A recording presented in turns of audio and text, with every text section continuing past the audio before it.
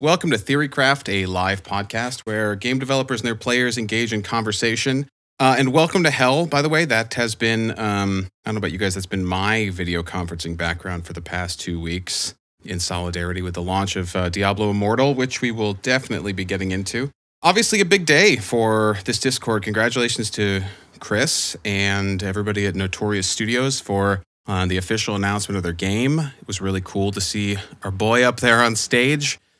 And we'll have to catch up with him next time. I don't know, I just assume he's doing crazy deals out there in LA, you know? Maybe this is like the champagne after party of the OTK Expo or whatever the equivalent gaming is. Deals. Yeah. Let's make sure we stress he's doing gaming deals. I don't yeah, what other kind of deals are we talking about here? Yeah. Right. Of course. Gaming only. Candace, what have you been up to? You said you've been super busy the last 2 weeks. Give us the deets.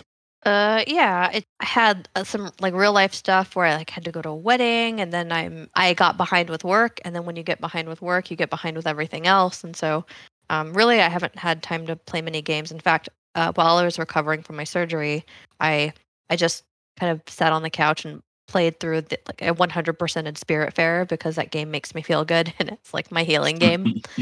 And so yeah, it's mostly just like trying to get caught back up with my whole life after taking what felt like 2.5 weeks off of it because of and also I got COVID, so there's a lot there. Yeah, that happened. Yeah, congrats, your turn at the wheel. Yeah. I got in the elevator with an older woman the other day, and I put my mask on after I got in, and she thanked me because she said that she's the last person she knows to not have gotten COVID, and she'd like to keep it that way. And I was like, yeah, good luck. I mean, it comes to claim us all, but well, that's cool. Spiritfarer, I hadn't heard of until about 5 minutes ago when you mentioned it.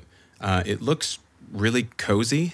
It sounds that way anyways. You've got a pet cat, Daffodil, that hangs out with you. I don't know, maybe everybody here is acquainted with Spiritfarer, but what's the deal? Okay. Actually, so I played through the whole game, and then I loved it so much that I watched, there's like a documentary that they put together for it that or The Escapist, the same people who do Zero Punctuation, put together for it. And it was just kind of like a love letter to the game. But the way they described the game was actually perfect. They said it was like a mashup between like a farming sim, like a time management game, and Spirited Away. That that hotel where all the spirits live in Spirited Away. Oh, hell yeah. If you've ever seen that. So that was their inspiration for the game. And that describes it perfectly. It's like, yeah, there's little time management mini games, and there's nurturing gameplay where you have, you're like growing crops and you're trying to cook it so that you can feed it to the people that are in your hotel, basically. It's a masterfully done game. The storytelling and the way that they tell stories in the game is just, it's really like industry leading, I would say. So yeah, there were just times where they use a lot of metaphors, and they use a lot. There's a lot that's open to interpretation, which I like that. Yeah, I love Sayonara Wild Hearts because you can kind of make the story your own. But they're not like they don't beat you over the head with a story. There's a lot that you can. There's like symbolism, right? The people that are on your boat with you, you're like your role in this game is you are death basically, and you're ferrying people who are still stuck in some sort of turmoil about how they died or what their life was like, and you resolve those issues and you let them pass through the spirit door and you give them the release that they need. And it's extremely emotional. I bawled while I played that game, and I just thought it was so beautiful, and there's so many great little metaphors in there. So yeah, if it gives you Sayonara Wild Hearts vibes, I'm seeing that it's a cozy management game about dying. It's in that hotel. I 100% would end up crying midway through this game. I will save it for a special time. Do you have the option to like send someone the other way? Oh, and I will also say that if you get the chance to play it co-op, like the first time I played the game and I got maybe 40% of the way through the game. No, that's a lie. It's way less than I got stuck on a bug where I couldn't let the first person go, and so I couldn't like release any spirits, which is the whole part of the game. But I did a lot of the like progression otherwise, and I did that by myself. But then whenever I played it this weekend, I had someone with me that was helping me recover from my surgery, and we just sat on the couch all day and like 100%ed it. And I will say, like, that game has very joyful co-op, and one of you plays Daffodil, you could be the cat.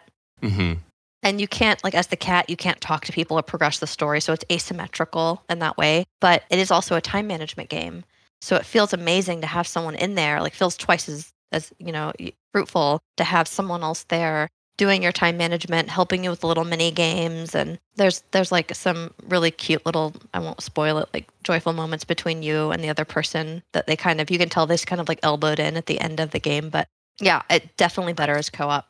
Cool. It would be really interesting, I think, if somebody made a game about how to remake the cycle of life and death in Tyre. I just feel like, what if the machinery of death were broken, and all the souls are maybe going the wrong way? I'd like to see that explored at some point.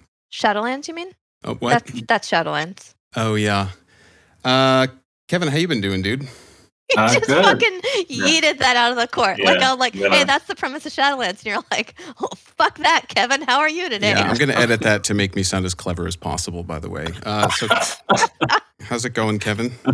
Oh, you don't want to talk about story and WoW? Nah, not right now. So in the last year, I've sort of fallen completely head over heels for Warhammer 40K. And they just recently had that event where they announced a bunch of new games that are on there. A couple things I noticed that I'm really excited about are Darktide, which I've known about for a while, but it's the Warhammer 40K version of Vermintide, made by the Fat Shark.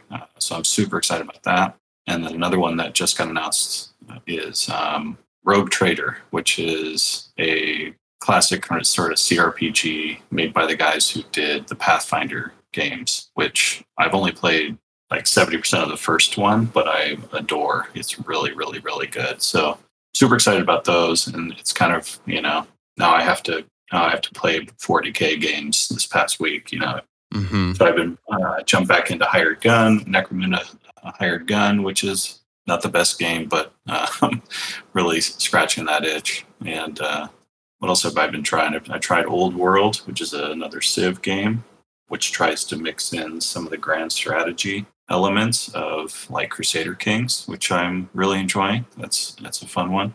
But yeah, just kind of sampling some other games. Played a little Subnautica, which is really cool. Amazing survival game. Wasn't it you on a previous podcast? I can't remember if your comment was that the Warhammer 40K people have been either too stingy or like too loose with their license overall.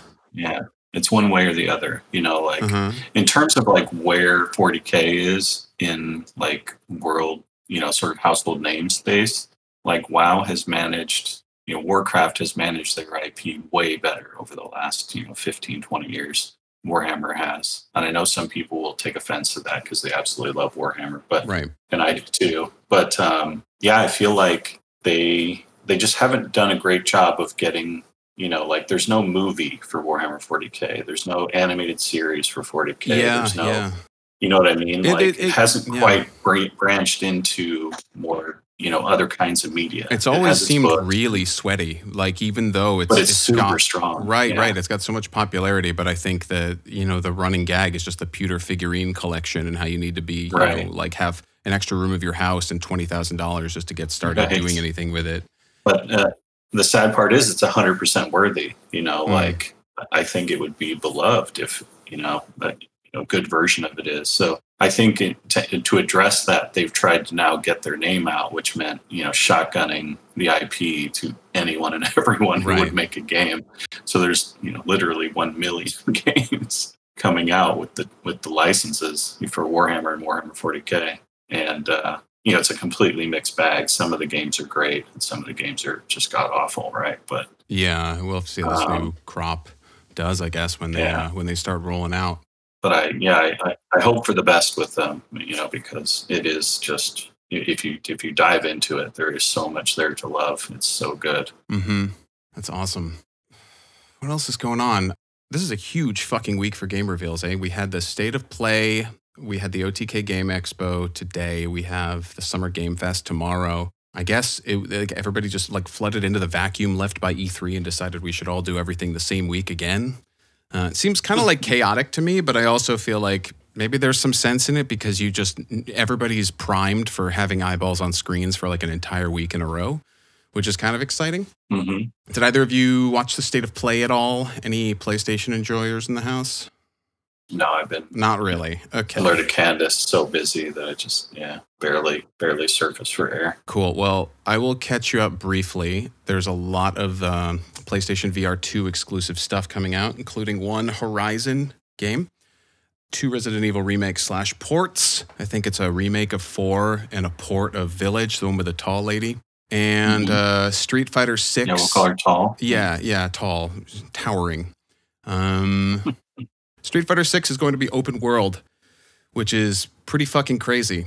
I am not a huge fighting game person, and watching this, I suddenly felt like maybe this is the game for me to kind of wade into it. It seems like you're just going to kind of get into brawls with random people on the streets and kind of work your way up through the ranks. There looked to be some story battles with, faces and names you would know, but I wonder if the open world exploration is just like, fuck it, let's just try something new, or if this is trying to build a bridge to a new audience of people, right. The way that From did with Elden Ring. Because, I never play fighting games. I just long ago stopped thinking of myself as someone who could learn fighting games. I remember Soul Calibur did a whole campaign thing. I can't remember which one. Which one was that? Soul Calibur 3?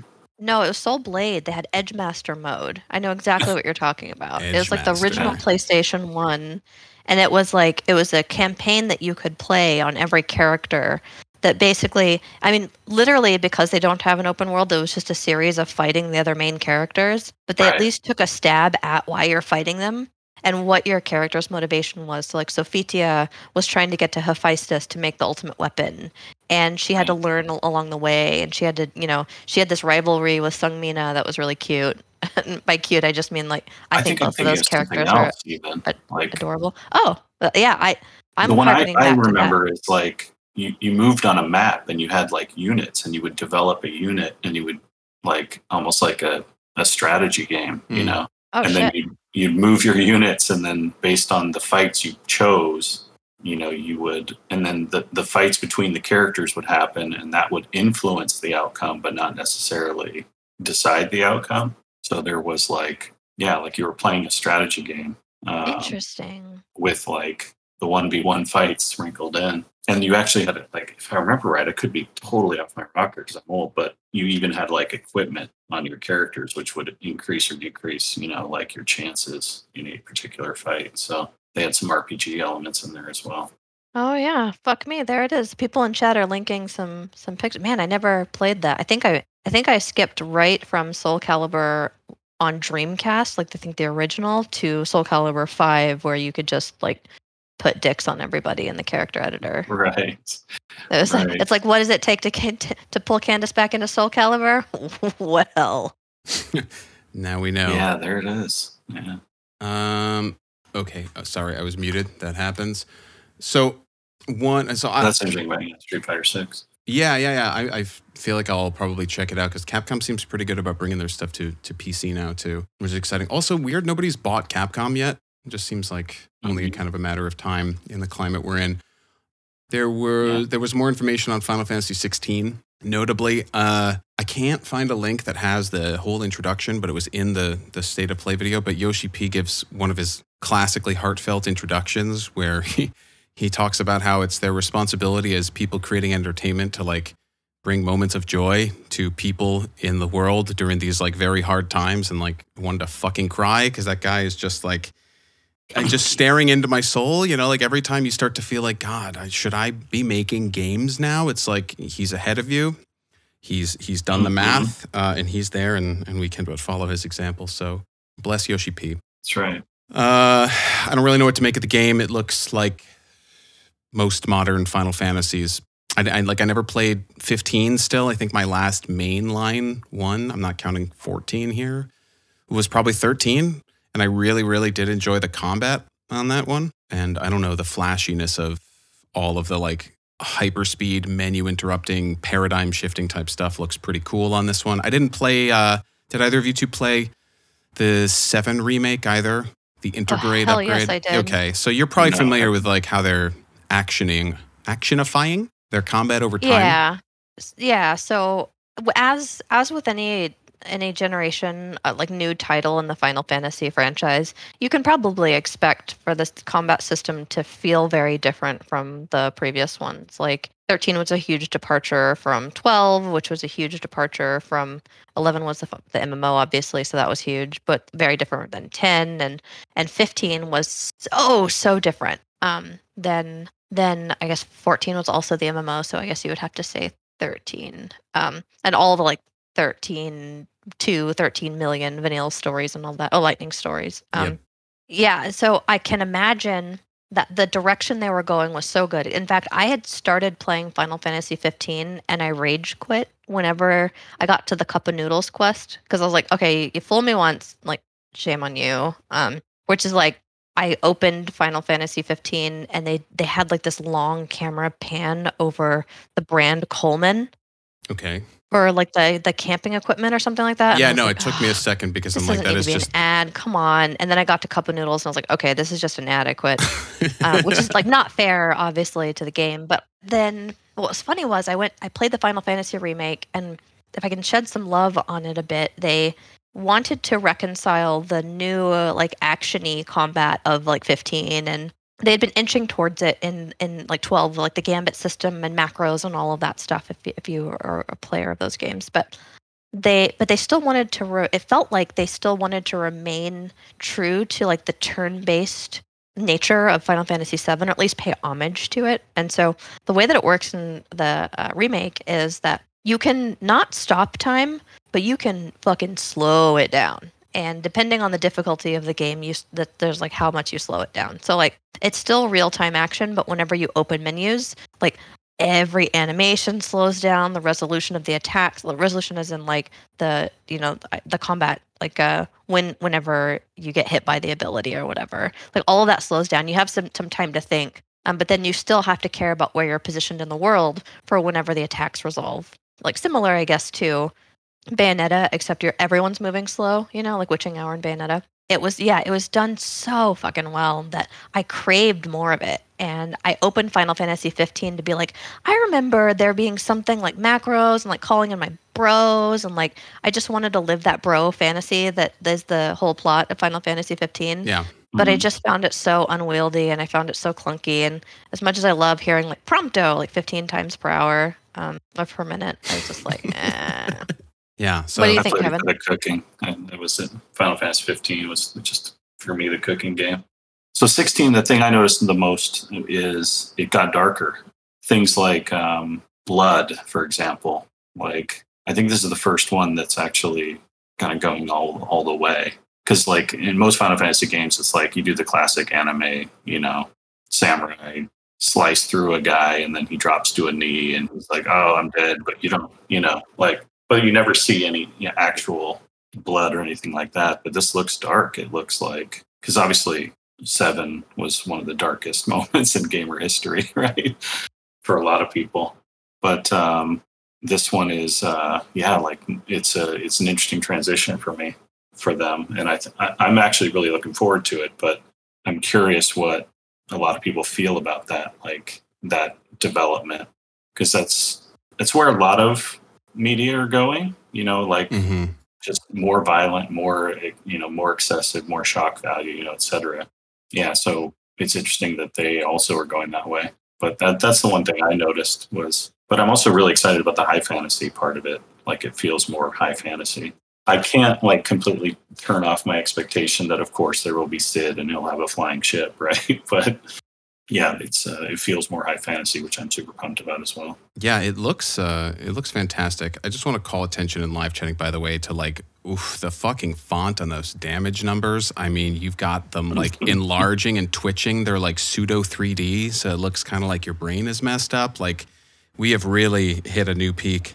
Right. Yeah, I don't know. I'm pretty into the idea of this guy. If it's not too grindy, I feel like that was what really stopped me with 13, as I remember just hitting an open world junction where it's like I was so ridiculously underpowered that I had to just run and fight monsters over and over again for a while. And I just kind of didn't want to do that. I'd been conditioned not to by the kind of corridor linear pace of the first half.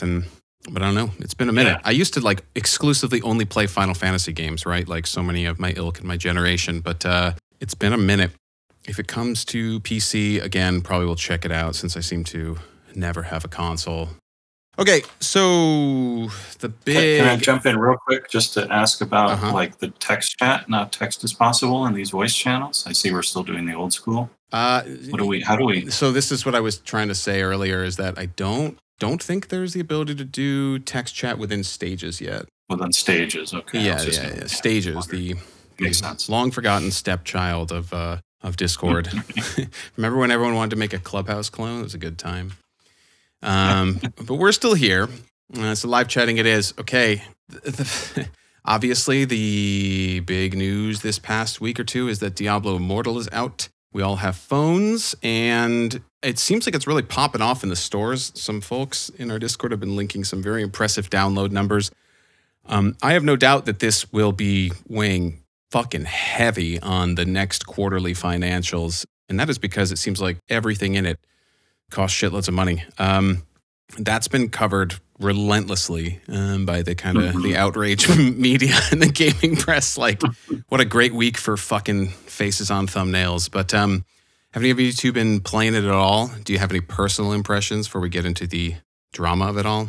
Yeah, I mean, I kind of have to take a nod to the drama. So as a game developer, you try to consume gaming media or games like from a level-headed perspective, like how good was the core gameplay itself, and you're trying to pick it apart for all of the lessons that you can learn and all of the elements that you want to bring to your own games. And so there's that curiosity aspect that I think it either fuels the desire for game developers to play video games, or it kills it. I'm not learning anything from this. And I feel shame for wasting my time on it when there's things that I could, gain learnings from. So there's this constant battle that you have as a game developer whenever you're playing these games. And so when I first whenever we 100%ed Spiritfarer, we also decided we would play Diablo Immortal. And my first impression, my hot take before anyone had peered into the void, was fuck, this is amazing. The combat is true to a Diablo game, even though it's on my phone. And like Kevin was saying in the V Rising episode, they haven't made your decision making more complex. They haven't made your situation they haven't really leaned into the A part of their ARPG, where action combat has become more sophisticated. It's become more tactical over time. It has become, even God of War has been making strides to make it more tactical and stuff like that. But it just feels like a good Diablo game. And then on top of that, when I was man, I don't want to play this on my fucking phone. I was running out of space on my phone. There's all these problems. I realized I don't have to. But I still wanted to sit on the couch because I had company. And so I still wanted to sit on my couch. I didn't want to go retreat to my PC or anything. And what we ended up, our solution was, and this is so mind-blowing, this is where video games are going, right? I got my iPad and I put it in its little case, so it's roughly the size of a small TV screen.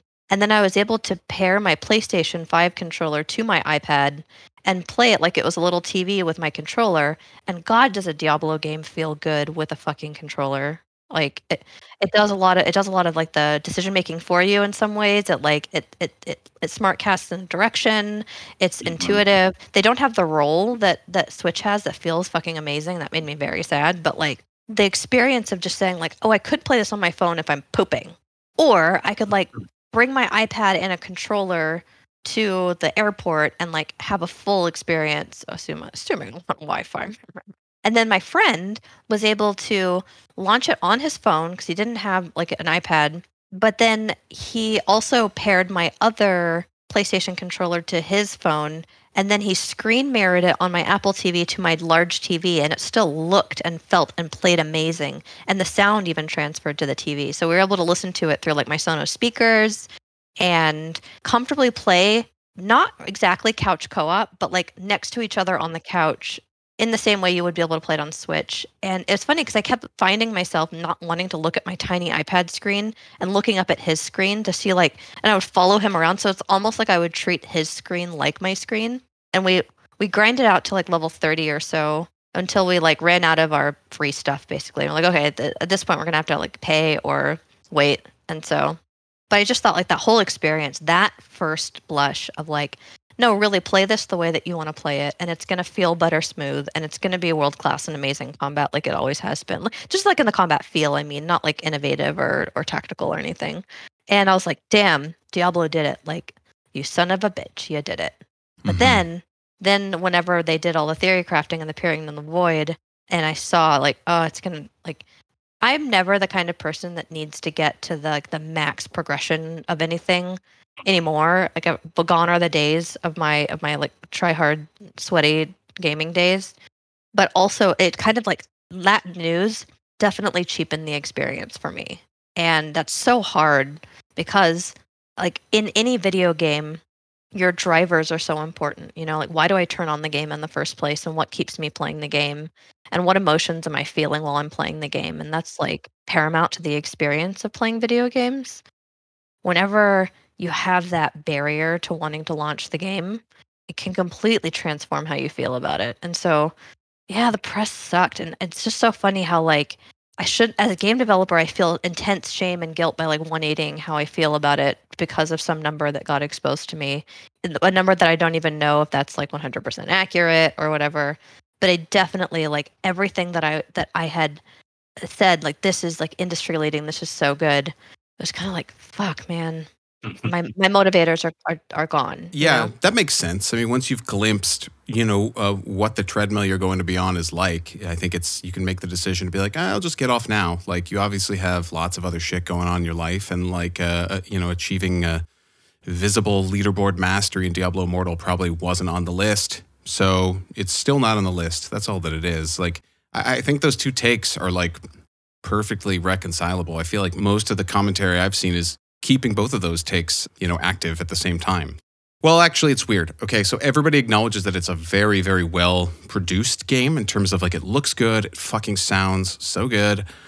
It lights up all the dopamine circuits the way you want to from a Diablo game, but then you have other people that kind of want to reduce it to just being like a wrapper around a funnel to the bottom of this like microtransaction model that gets you to buy legendary crests and stuff. And so there's no denying that like it has, we're seeing, the Blizzard polish, such as it once was, brought to phones. And I think this is like clearly proven itself a very high caliber, high quality, production wise, phone title. I think that like when Wyatt stepped out on stage a bunch of years ago and everybody was disappointed because this wasn't Diablo 4, I think everybody thought they were going to get like the hardest knockoff. And I don't know, knockoff is not really the word I'd use to describe what I've watched and like what I've played so far. So like, kudos to them there. I feel like everybody's given the dev team a pretty fair shake. And all the discussion is around like the folks that,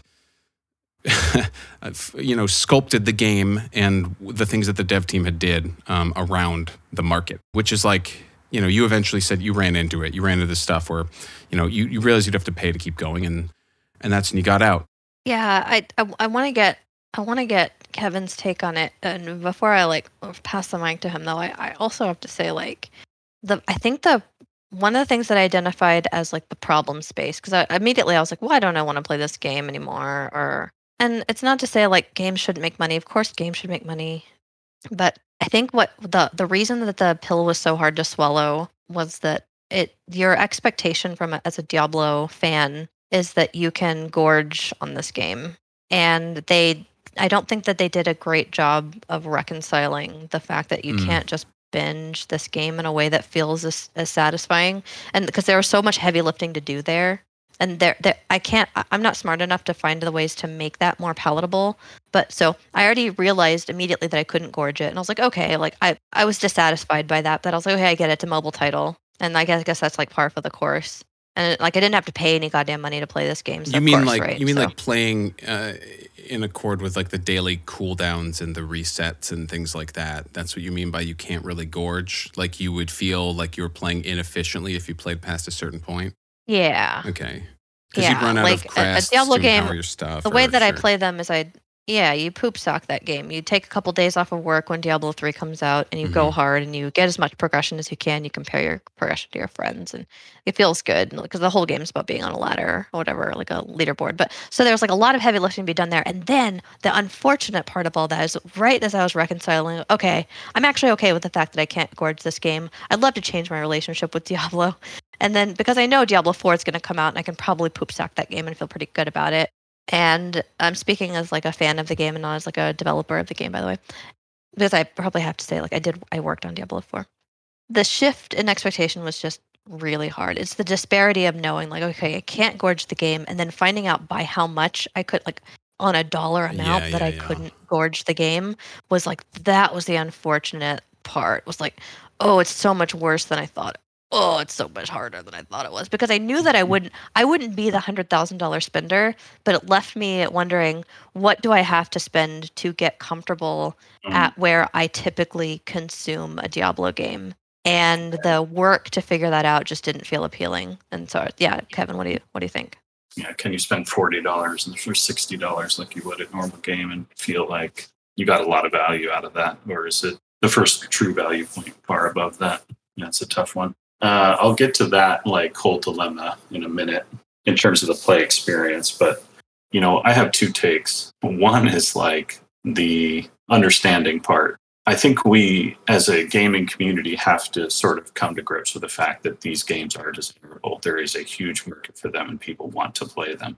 Whether we like them or not is kind of besides the point. And we're, us true gamers, right, might be railing against, the release of these kinds of games. But there is a huge market and a lot of people want to play them and a lot of people want to win with their wallets or compare themselves against others, in that way. We may not like it, but that's the reality. Our reaction is funny because I think back to the time when, comic book geeks at Comic-Con got super territorial and aggressive when the Twilight fans showed up, right? Because Twilight came out and then they started to include more movies and, stuff like that in the Comic-Con experience. And everyone was just like, oh my God, get out of our stuff, like this is our place. You don't belong here, right? And it's really strange because, again, like these things are popular for a reason. And someone in my Discord posted about how this isn't how capitalism is supposed to work, where the shittiest products are so successful, because I don't think there's any doubt it's going to be successful. But I'm like, this is exactly what capitalism is supposed to do. Like there is a desire for this thing, and Diablo Immortal is probably going to be one of the best versions of that thing, right? And it's going to be successful for that reason. So, in terms of like the system working, it's working well. Now, we may not like it. Like I may not like books about golf, but that doesn't mean no one should ever make a book about golf just because I don't like it, right? There should be good books about golf and bad books about golf, and the good book should rise to the top, right? And so I think Diablo Immortal is going to rise to the top of, this space. We can complain about the space, but the bottom line is, people want it. So do you feel like that's what a lot of the commentary is on? It's on the sort of, I can't believe that there is an appetite for these pay-to-win games, and as like core gamers, it's kind of offensive. Okay. It's some of that, and it's also some of the, like we get this as devs all the time, right? It's how dare you put out a new art asset when my class is broken, right?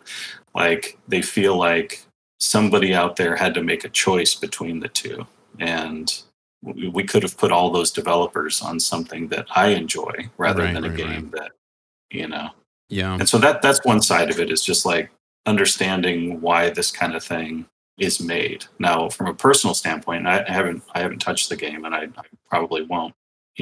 Coming off the back of 2 games in the last year that I would describe as honest, and so honest, in Valheim and V Rising, where they've made it just for the gaming experience. Like they're $20, they're super fun. I can go all in on them and feel really good. And every decision that they make is towards making the gameplay experience the best it can possibly be. So it's, games is art, right? Games is like this expression of Candace's joyful moments, right? Trying to collect as many of those as possible. And Diablo Immortal is very, very far from that. And so as I've gotten older, I've realized I have no interest in games that are not like honest. And I don't mean like, honest, like that's pretty heavy-handed, because you can certainly accuse games like that of trying to steal from you, but you're an adult, be responsible, right?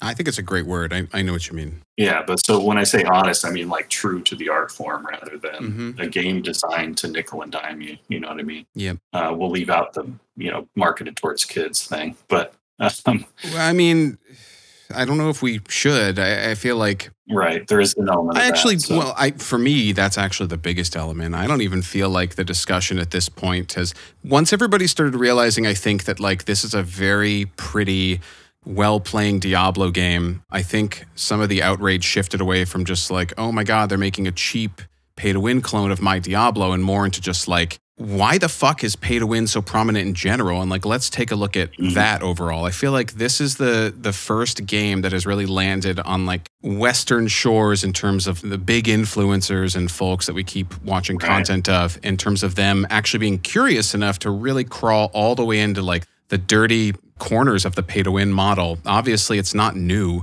Games like this have been printing overseas for fucking years and years. This is why Blizzard wanted to get into mobile into the first place. Like, you cannot ignore those numbers. I mean, it's a gold mine. Holy shit, looking at those charts a week or so ago where the new Ni no Kuni game had ranked in, $100 million in like, what was it, like 2 weeks or so?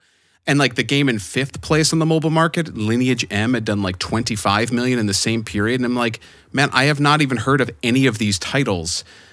You don't hear about fucking numbers like that in the AAA space at all. So it's clear why people are there. God, and you've never heard of them. Yeah, I think that this game really tripped the breaker in some ways by virtue of being associated with Blizzard, which of course is going to put the spotlight on it, and then by co-launching on PC. I grew up in an environment where Adham always just said the same 3 words over and over: "Don't be greedy." When we talked about subscription price and what our pay model was going to be. Don't be greedy, over and over and over. So I do think it's a real shift, for Blizzard especially, to have gone from that sort of honest approach, all about the art form, which made, which created a war chest that allowed us to do things like World of Warcraft, right? I mean, off the backs of Warcraft and StarCraft and Diablo, so much money was made, but made in that honest art form style. But it just doesn't compare at all. That's the thing, right, to the gold mine of like these mobile games. Right. So it's like, as soon as you just zoom out a little bit, you realize that like these payments moving deeper and deeper, as soon as they're acceptable, moving deeper and deeper into like the sorts of games we play, feels kind of inevitable. Yeah. It's not about that like an honest game can't make a ton of money. It's that it can't make all the fucking money.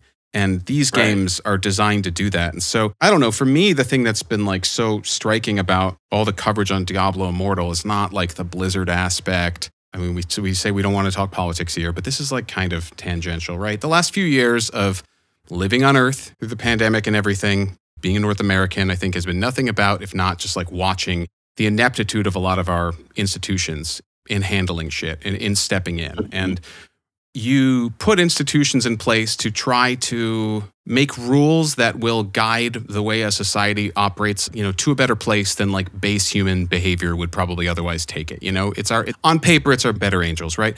This stuff is so bottom of the brainstem now that it just feels like we should be sounding the alarm really hard. And I don't mean to make like pay-to-win gaming the crusade, but just like overall with tech, thinking about the idea that like I'm engaging with a system that not only knows how to appeal to me, but is consistently getting smarter at appealing to me at a rate faster than I myself can like train my brain, is really fucking scary. And it feels like there might be a case for stepping in and being like, nope, just because we can doesn't mean we should. This is like the atomic bomb of monetization methods, and we are going to have to fucking find an armistice and retire it.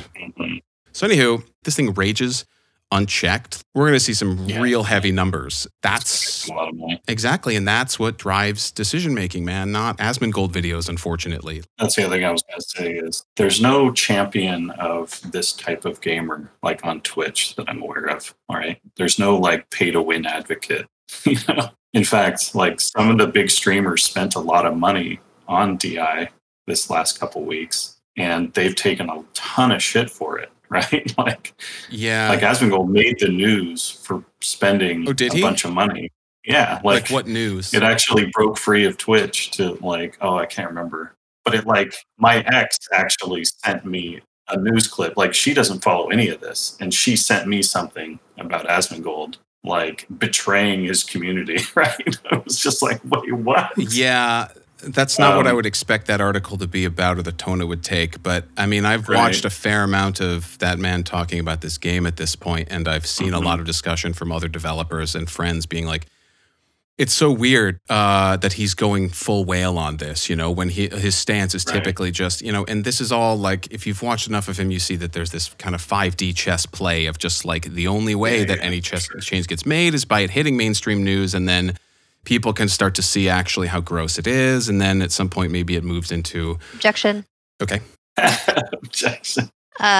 Go he is, he's somewhat whaling. I mean, he's not 100,000 whaling, but right. you also have to consider that someone with weight like Asmongold spending $7,000 on a game to make the video that says I spent $7,000 on this game and this is all I got will net him a profit. Oh, so sure. like his video will make that money back. Yeah. And so like there's two ways to look at that, right? There's the way to look at it, which is like, fuck you, you're whaling, I guess is what it sounds like people are saying. But then there's also the way that's like, you are the only person who's poised to do this for us, like kind of championing for us in this way. Like no one else is going to remake the $7,000 they spent on the game to tell us what $7,000 buys you. Right. So like there's the way to look at that like he's kind of doing a service in a way that he's only poised to do. There are three ways to look at it. The third being everybody sucks here, which is that you can acknowledge that like this move of his sucks, but it's much easier for me to just like stop watching Asmongold if I'm somebody that's offended by this like 180 on his morals than it is for... Sure. But you're right. You're right. Yeah, he's not a people's champ in this regard. I just had to point out that like I've heard he's spending so much money, and then he'll get ahead of that saying like I'm spending so much money so that God, I spend too much time online. I'm sorry, that was Quinn and not Asmongold. Did I just misquote who that was? I didn't mean to do that. Well, they both did it, but yeah. Oh, they did. Okay. Yeah. But yeah, there's no version of Asmongold or Quinn that's like in that pay to win game market. They just play all the games and spend tons of money and flex on everyone else, and there's a bunch of people following them because they love that kind of thing too, right? Like it seems like. At this point, that market might even be bigger than us hardcore gamers, serious gamers. It depends on how you measure it. They don't have a representative, Yeah, I think that's really an important distinction to make too. Is like a lot of what I'm hearing surrounding this topic is like most people don't want pay to win, or like the question, do most people want pay to win? And so the question becomes, what do you consider most people? Are you talking about by quantity of human hearts? Like the number of humans that do want pay to win versus don't want pay to win? Or are you talking about per dollar? Because like clearly it's just the number of people on Reddit is all I'm counting. Yeah, and the sad reality is like only at critical mass can you make decisions that. Well, I'm sorry, this sounds. Never mind. I was just gonna say like to some extent being able to make money for your game is good, and especially if it's returning player value in some kind of way, right? Like, I heard that very recently too about the creation of Diablo Immortal, and the part of it that I don't buy, because I totally understand, you got to keep the lights on, right? But as Luca was talking about before, it's like we've lost the ability to distinguish between making enough money to make the next game that's amazing and making all the money possible, right? Exactly. I mean, there's no way you can aim for the middle, right? You can't aim for there's no way you can be like, I want this game to be successful, but I don't want it to be billions dollars successful. I only want it to be hundreds of millions dollars successful because it'll cost, $300 million to develop this fucking NFT game or whatever. And so like back in the day, the people that worked at Blizzard, their grand strategy wasn't, okay, we're going to make some really good, honest games that are going to sell really well, make us a huge war chest, and get us a lot of like brand recognition so that we can make a game like Diablo Immortal and get all the rest of the money in the world, right? Like that was never the grand strategy. It was always, let's just keep making. But no one trusts it to work that way anymore. After 2021 and seeing the size of like, the cut that Bobby would take for getting fired after all of this, like nobody trusts that the excess funds from DI are just basically like, oh, thank God we can finish. Right. And that's the other thing. It's like every business person who looks at Valheim, like they laugh at it. Right, they're like those suckers gave away this shit for $20, right? What a joke, Like they could have made so much more money, and all the gamers are just like, oh, it's so refreshing and nice and cozy, and like. So. I also wanted to reconcile something that Luca had said earlier. That like I just like to push back gently. Reconcile, okay. Well, you had said something along the lines of the way that I had internalized what you said was like games, there was a time when games were an art form and what we cared about was the expression of our art through the medium of video games.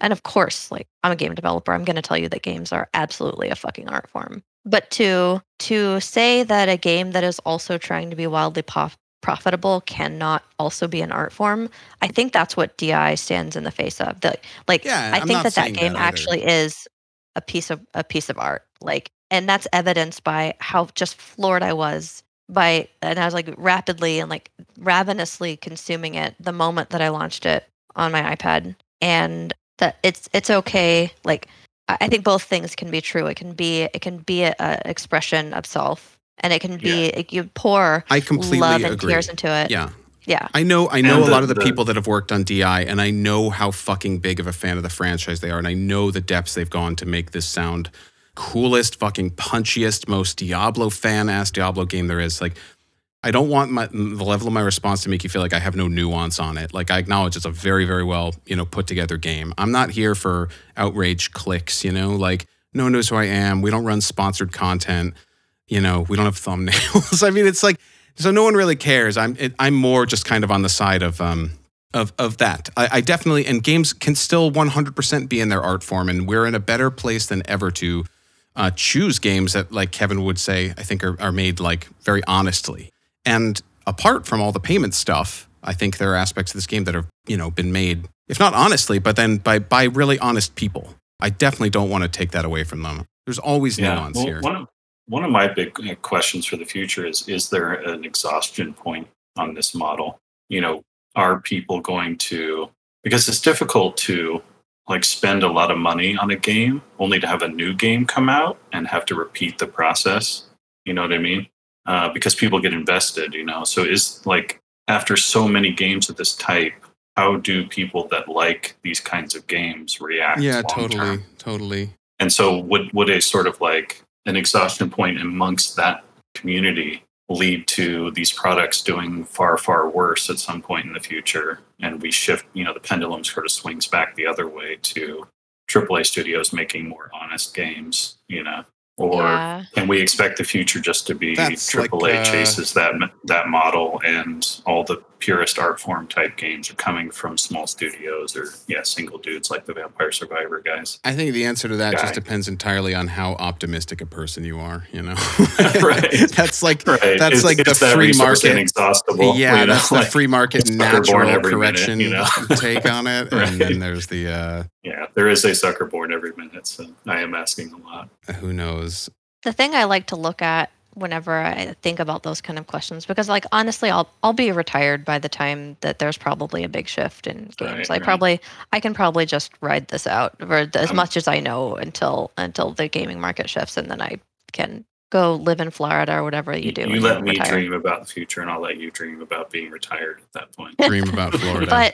But the thing that you just have to look at the next generation of gamers, and you have to look at like what are the 6-year-olds enjoying right now? What are the 13-year-olds enjoying, and what are their sessions like, and what do they crave?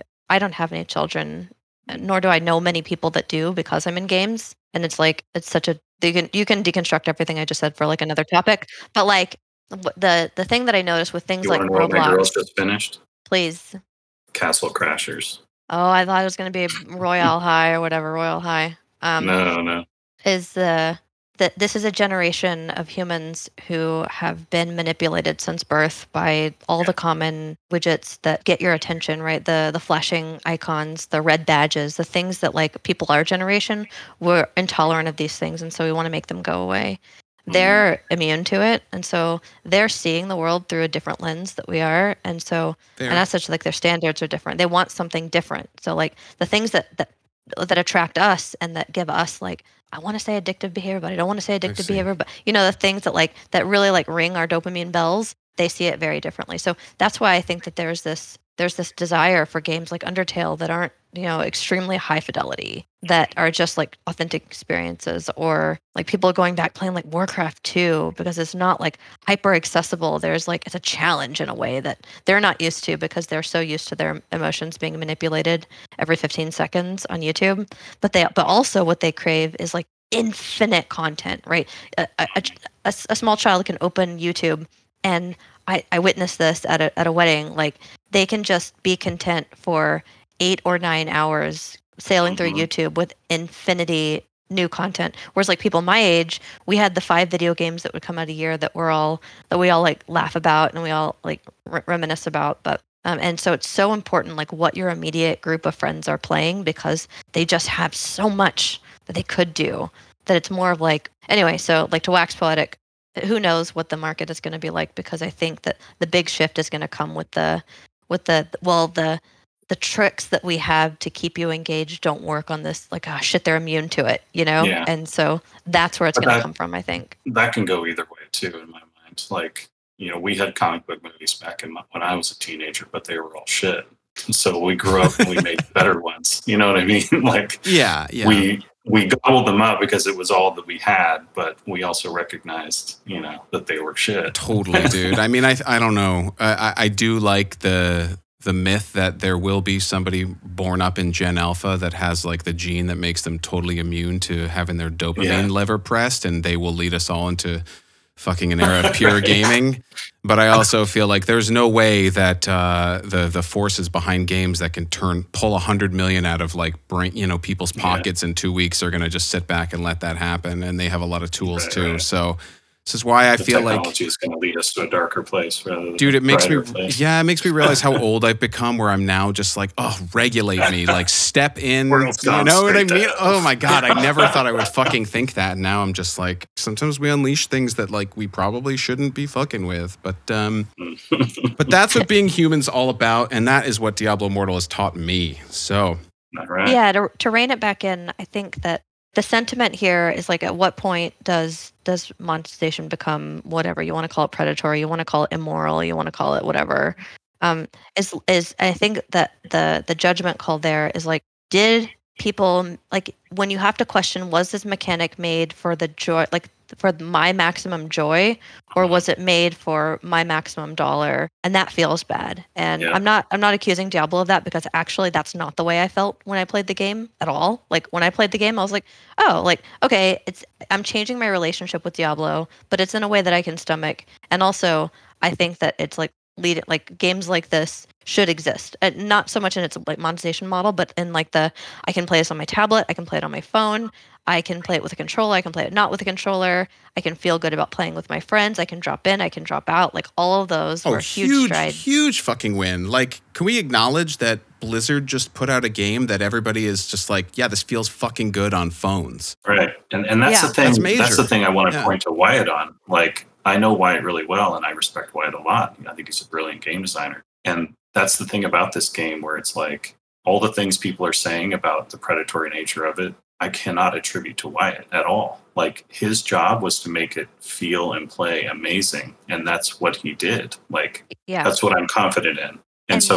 But despite that, like, we still have a game that's targeting your dollar. So it's trying to do both at the same time, which is really interesting to me from a development standpoint, that Wyatt could spend his entire time on this game making a game that's fun to play, and yet there's still a layer that's got in there intentionally or sinisterly, if that's a word, that is targeting your dollar, right? So really interesting. Yeah, and so my takeaway from it is that the experiences that they crafted in that game were absolutely to maximize my joy of the game. Like, and maybe that's the problem, is that it was so good at being a good game that it felt worse whenever you found out that it also was trying to get your money in a way that didn't feel like aligned with your goals. And it's like, man, usually you can forgive games that are shitty because you're like, oh, well, it's like, it doesn't feel as good. Like, it's not a very well-made game. For the animations, right? That, alongside every piece of Blizzard news, is like why the fall from heights is always so much more dramatic, and why, we're always here and talking about these new Blizzard stories week after week, because generally this stuff's really compellingly put together. And it sucks to go from like feeling like, holy shit, the Mad Lads did it. They created an awesome Diablo experience that like makes me accept phone games now. And like, holy shit, they're convenient. I can pick it up. I can connect a controller at any time. And then once you glimpse into the void, you're just like, well, I guess it's like a really kick-ass Trojan horse. It's like, I don't want to put any of that other part onto the developers. And I haven't really seen anybody who has been trying to do that, which like kind of grateful that the community has been fairly chill on that front. Wyatt took a real hard one after 2018. No, I think they are. I definitely think I've seen Wyatt. Oh, not in my echo chamber. I don't know. So it doesn't exist. Yeah, there's a ton. There's even some going on in like in the chat here. My heavens. Like a lot of people, because he's the face, he is the face of that project. He is taking all the blame, but it's not deserved. Like I cannot imagine. There's no world in which like Wyatt goes into work and he's like, okay, how do we get more money out of people? Like there's just no way, right? Like that is not him at all. The contrarian in me, like speaking to or not to my, like how much I know Wyatt in particular, and also understanding that there's more than just that, like Kevin was saying, there's Wyatt's not the only decision maker in the entire game. Like it's also important to give credit where credit is due, that like there was a whole team of humans, and there's like a picture of the whole Diablo Immortal team, I think, that surfaced on Blizzard's Twitter or something. That's like, oh, that team was a lot bigger than I thought it was.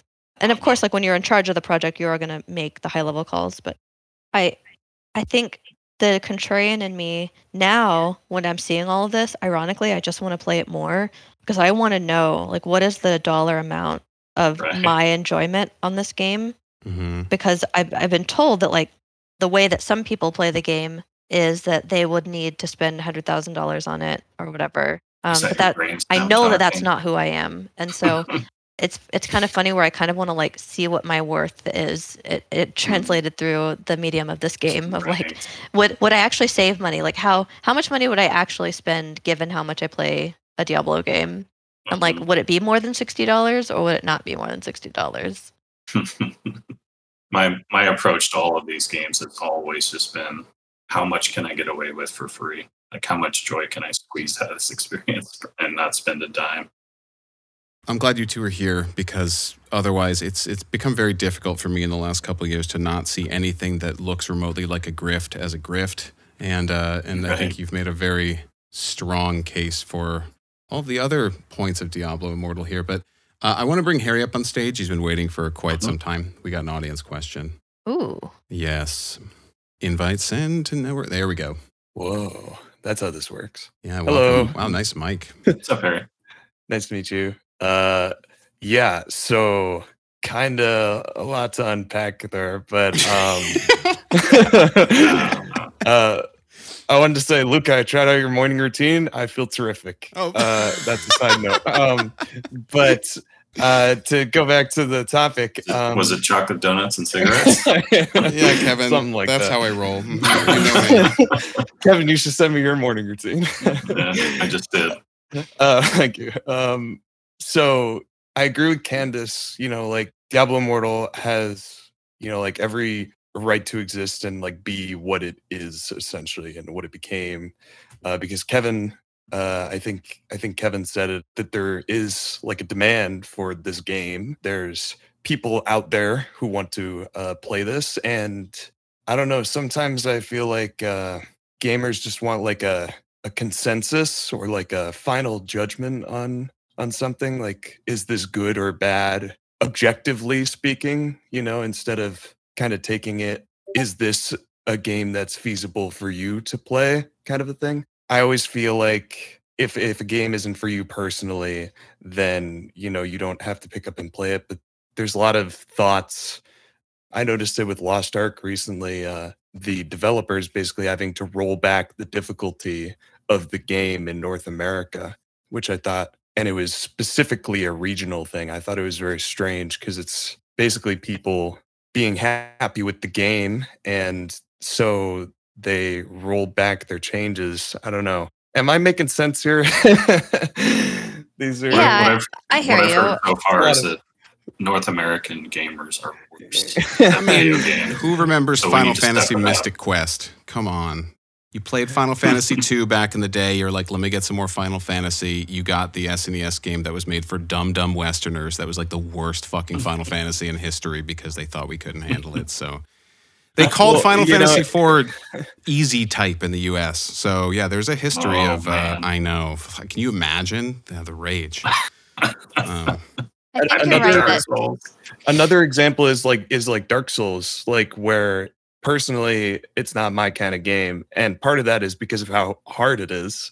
And so I've acknowledged the fact that I just don't think I can hang with the get good, community. So I just kind of don't play it, right? I don't yell at the developers to change it so I can play it. And you don't discredit the people that do like Dark Souls. Right, Like, you exactly. let them have their game. And I respect it a lot. Yeah, we get really mad when people try to do the other way, the other direction. Yeah. I think you're totally right when it comes to like people want to know like should I play this game? And I think it's because we have so many games to choose from, and it's hard to find the kind of person that's the kind of gamer that you are to get the trusted, like your friends are probably similar to you in some way, and so you'll ask your friends like, should I play this game?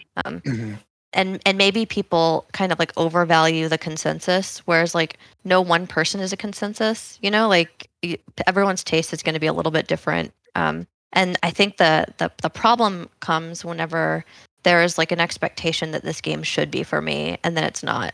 And so either that was like the game wasn't what it was supposed to be, or your expectation was where it wasn't supposed to be. And I genuinely think that like, and it just goes back to like drive and motivation to launch the game in the first place. If you were to remove hype trailers, and if you were to remove consensus about whether a game is good or not as like a shorthand, and people would just try video games for their like weird science experiment, you couldn't even look at the box. You don't even know what to expect. You're opening up a game and you're like, am I going to experience joy from this? I think that you'd get a very different outcome. But you can't live in a world like that. And so those kind of motivators are still important. And that's kind of like the sad truth. But if you think about like soup to nuts, wow, I've spent thousands of dollars on World of Warcraft, and I even had like a free sub for 13 and a half years. I played Genshin Impact, and I said, you know what, this is like a good game. I think it's worth $200 of my dollars, and so I bought $200 worth of wishes in one place because I was like, I feel like I'm voting with my dollars. I'm gonna support this thing. Final Fantasy XIV, I've spent over $1,000 easily between like main scenario boosting and expansions and being subscribed to it since like goddamn 2011. So like if it's about like how much money you spend on a game and how much value you think you're getting out of it, I mean, Diablo Immortal is a flash in the pan as opposed to even for me as a gamer. But it's only because I had that curiosity to find out, and I had that like willingness to decide how much I was voting with my dollars with that game. Like a game like Bastion, for example, I bought it on every platform it's come out on because I think it's such a good game, and that I wish I could give the developers more money. And that's what feels good spending for me. And I think that I could actually enjoy Diablo Immortal in the same vein. Like I could probably play it free to play, but there'll probably be a day just like Genshin Impact where I'm like, I'm going to spend $200 and see what I get and feel good about it. Right. And that's the other thing is people's evaluation of money is so different based on your situation in life, right? So somebody spending $200, who's filthy rich is like, I don't even know what that isn't even rate, and it's like, so you have people that are like, oh, Diablo is horrible because they take money and then they gift 1,000 subs on Asmongold's channel or whatever. It's just like, wait a sec. Yeah.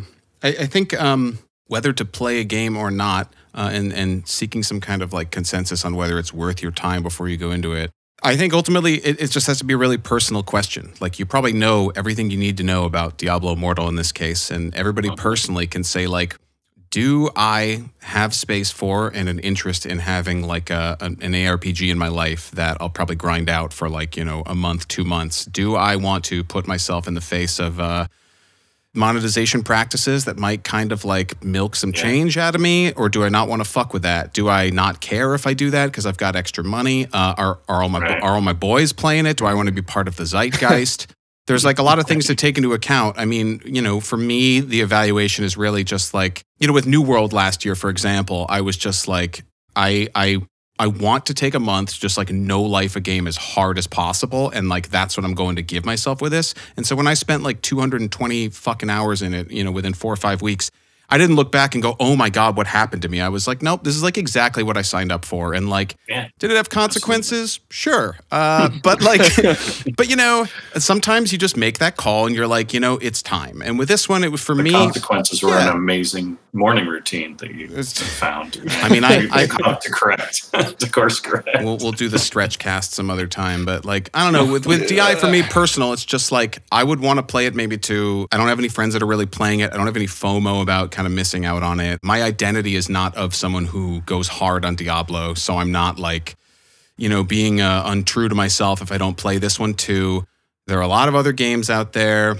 I feel like a lot of my time is already kind of spoken for better or worse. And also it was just like, I just don't feel like I want to play a game that is like feeding me ads. Like there are plenty of games I could play where I just buy them and they don't do that. You know, that's where I fell on this sign. But I also am like, man, if I really wanted to like, you know, career-wise, if I wanted to like take notes on like all the kick-ass sound design and like how did they get these things sounding like so powerful and resonant and amazing on these tiny mobile speakers? Like here is a case study in just like incredible, you know, production quality on a mobile phone. And if you are like curious about that as a game developer and you want to see like, how do you make the fucking most polished looking mobile game you can do, I think you should spend some time here, you know. But like, anyways, all I'm trying to say is the calculus for everybody is different. So like just trying to find a consensus on like whether it's good or not, I think is going to be pretty fraught in this case, especially, you know, you only have so much time. There are way more games than time anymore, you know? I feel like it's easier to reach like a personal truth than it is like a universal one, you know? And a lot of people like to focus on what is like objective. And I don't know, it's like a for me thing, you know? It's where I come down on it usually. Yeah, and I think it's actually the only real way you should live your life. Which is like a whole other interesting topic. Social aspect though there. Like, should I play Diablo Immortal because if the community consensus comes down that it's a game for evil people, right? Then it's like the social consequence of like, oh no, I'm a Diablo Immortal gamer. Like this used to be true for any game back in I just won't tell anyone. What'd you do this weekend? I played Dungeons and Dragons. What? Right? Let's go. Oh no, I went to the bars and picked up a bunch of chicks. It was amazing. God, you remember when it was so stigmatized? WoW really, really, really helped that, I think. That really. So now it's like, oh, can I safely play Diablo Immortal because I'm interested, or is the community coming down hard on it and I want to not be, you know, ostracized? Yeah. If I get bullied by the World of Warcraft crowd for playing Diablo Immortal, I will be sad. No one's gonna care. Those are sad people if they're doing that. I think, Candace, I'm so happy that you just fully came out and owned all of your past wailing. I think normalizing some amount of it is actually really good.